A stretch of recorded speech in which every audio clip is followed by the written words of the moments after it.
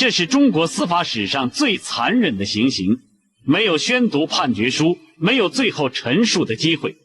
行刑者直接用刀片割開了他的喉管，因為擔心他在刑場上高呼口號，喊出那些讓當權者膽寒的话。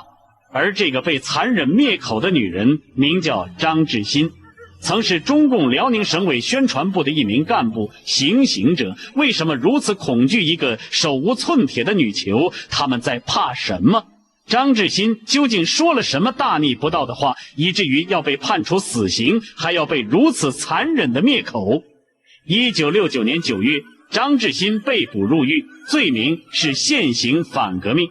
因为他在组织生活会上公開發表言論，他說林彪不可信賴，他說江青值得懷疑，他說打倒劉少奇、鄧小平、賀龍這些革命老幹部是錯誤的，他為彭德懷的萬言書鳴不平。在長達6年的牢獄生涯中，他經歷了無數次審訊、批鬥、逼供，他的精神和肉體都遭受了巨大的摧殘，但他始終沒有認罪，始終沒說過一句自己錯了。他被貼上裝瘋賣傻、抗拒改造、頑固堅持、反動立場的標籤，每天要幹超負荷的體力活，被迫簽下離婚判決書。1970年5月，他被判處死刑，立即執行。但瀋陽軍區司令員陳錫聯在審批會上說：“留個活口當反面教員，不殺為好。”這句話讓他撿回一條命，改判無期徒刑。但那些想置他於死地的人哪裡會放過他？1975年4月，張志新又被加判死刑，立即執行。從宣判到執行只隔了1天，顯然是有人怕夜長夢多。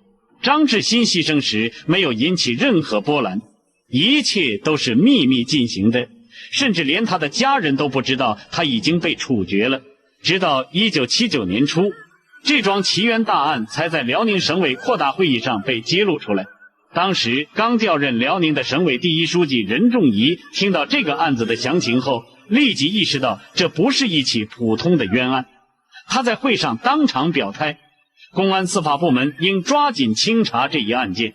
幾天後，他又在省革委會全會上再次強調，這個冤案一定要迅速查清，給予平反。然而，為張志新平反遠比想象中複雜。張志新案的特殊性在於，他不僅批評了林彪4人幫這些已經被打倒的人，更批評了文化大革命本身，以及1959年廬山會議上對彭德懷的錯誤處理。在當時的環境下，這些問題屬於絕對的政治禁區，連碰都不能碰。當年判處張志新死刑的原審法官聽說要複審此案，竟然跑去質問複審法官說：“毛主席著作他反了，你能翻案？”面對如此巨大的政治壓力，任仲夷將如何應對？張志新案最終能否平反？